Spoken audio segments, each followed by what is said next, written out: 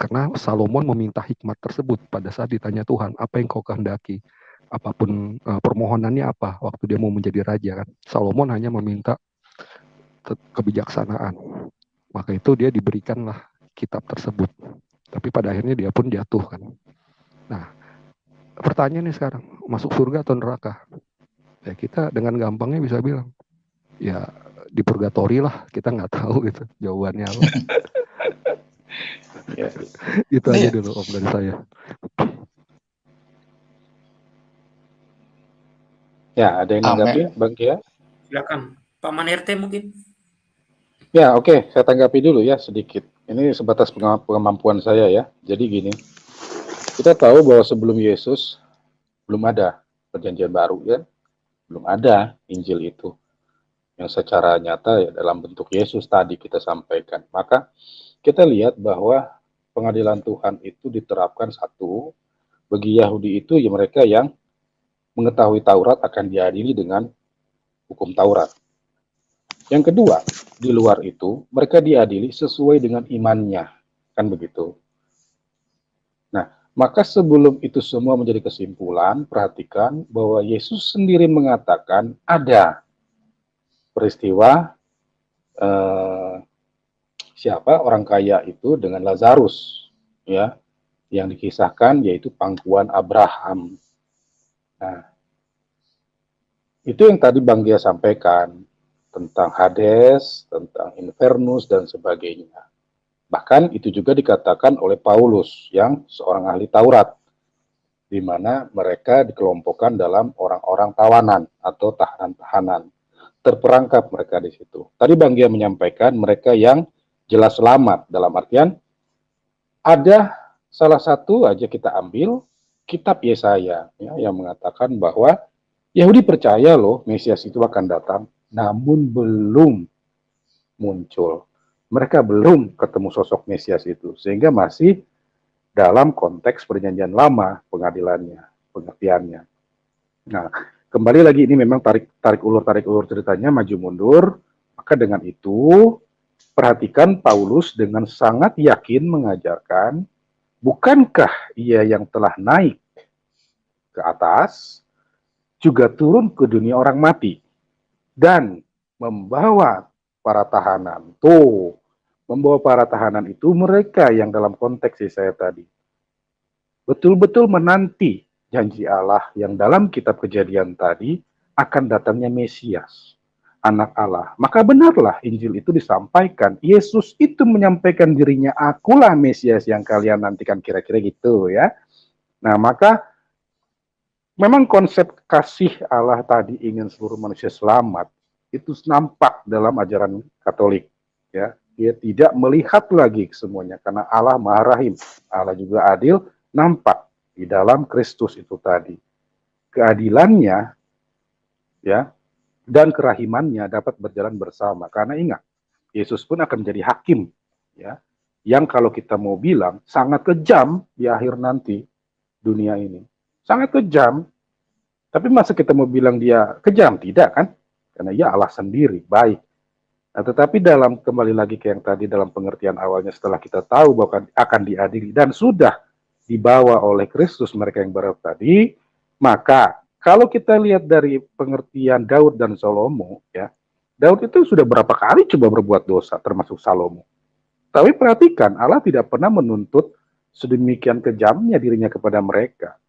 Padahal dia tahu kasihnya itu besar kepada dua orang ini.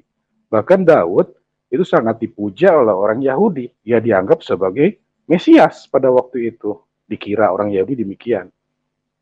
Nah, maka kalau tadi Paman Pixiron mengatakan pada akhirnya dengan jalur ke purgatori, ya, walaupun pada waktu itu dalam bentuk Hades atau bosom of Abraham tadi, saya kira sudah cukup itu.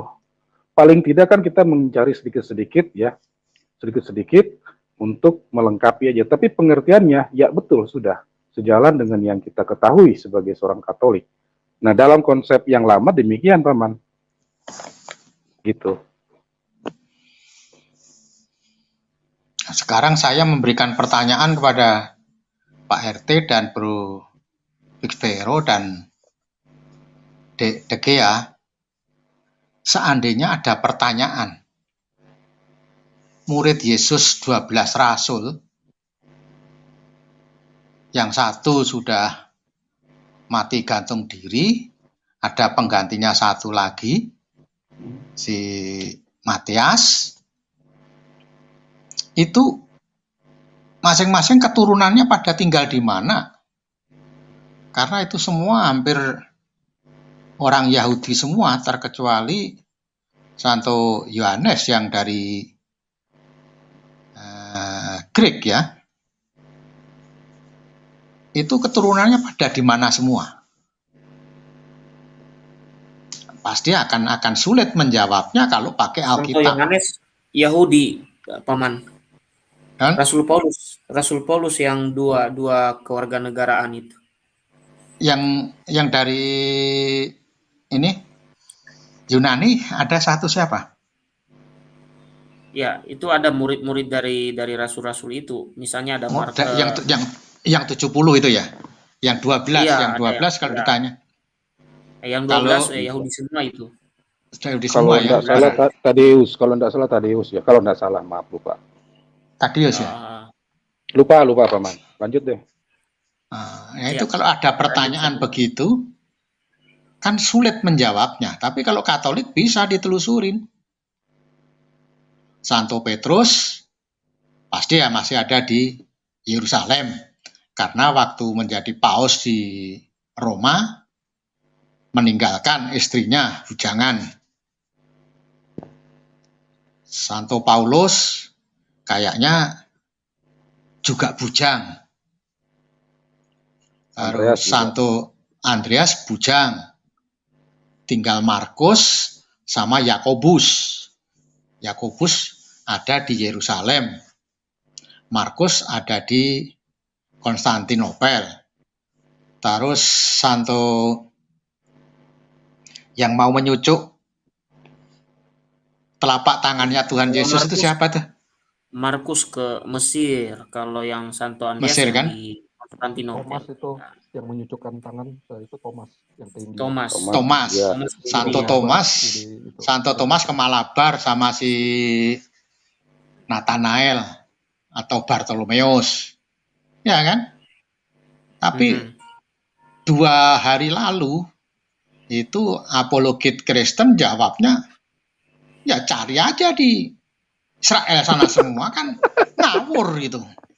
Udah mulai ini ya, mokogintaisme ya. Iya, udah. Nah, karena dia tidak punya data. Jadi 12 rasul ada di Israel semua. Nah, yang tanya juga nggak ngerti, yang jawab juga bego. Jadi orang bego ketemu orang nggak ngerti. Penontonnya bisa menganalisa. Jadi kalau tanpa sejarah, mengandalkan sola scriptura itu harus ditinggalkan sudah. Udah ndak sesuai dengan zamannya lagi. Sola scriptura itu ndak bisa diagung-agungkan.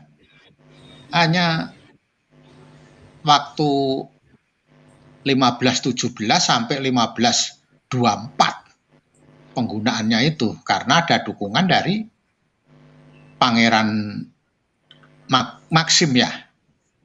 Ya. Itu Maximilian Jerman itu cocoknya di situasi itu. Setelah sini tidak cocok sola scriptura. Mestinya begitu.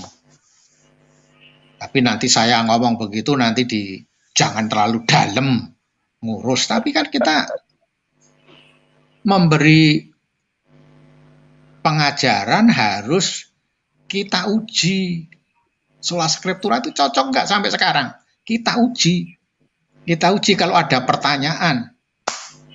Keturunannya para rasul itu ada di mana? Cari di Alkitab. Sampai jungkir balik tidak akan ketemu. Tapi kalau ke tradisi suci jelas ketemu. Ke sejarah gereja mesti ketemu.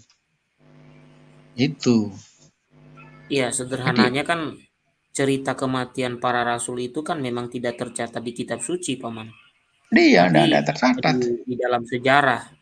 Contohnya kan di buku Sinaksarion kan itu kan menceritakan tentang kematian para rasul seperti apa Para gitu ya. rasul. Ya. Iya. Karena kalau kita mengacu ke kitab suci, itu kan kisah para rasul itu hanya berhenti di pasal 28. Apakah dengan demikian tidak ada lagi kisahnya kan?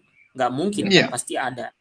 Pasti ada Ya. kisah lanjutannya yang kita teruskan melalui bapak-bapak gereja, Ya. Termasuk ini catatan-catatan juga, bapak gereja.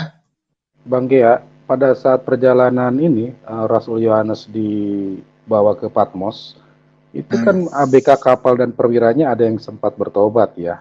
Kalau mau Iya. dijelaskan dibaptisnya itu gimana coba? Nyemplung di laut atau dipercik atau diguyur atau disiram? Nah itu nanti kan jadi jadi sedikit Nah, clue lah buat saya kita. kira ditenggelamkan kali, ditinggalin setelah itu.